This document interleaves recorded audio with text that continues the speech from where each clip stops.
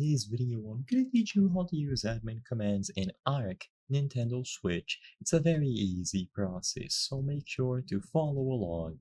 If you are playing ARK on a Nintendo Switch, you can easily enable and use admin or console commands. So to do this, you will need a specific setting changed, and after it is done, you can access the admin commands at any point by pausing the game. So first, go into the options, and under the gameplay category, you will be able to find console access. So all that you have to do is make sure that this option is ticked on.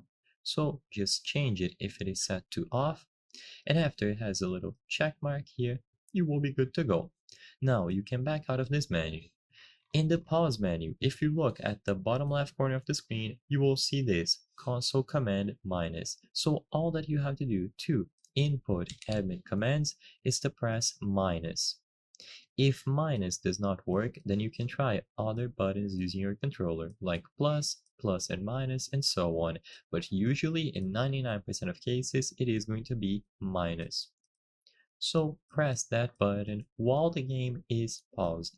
And finally, you will see the console commands here that you can input. By default, it is all going to be empty. So you can select this field here.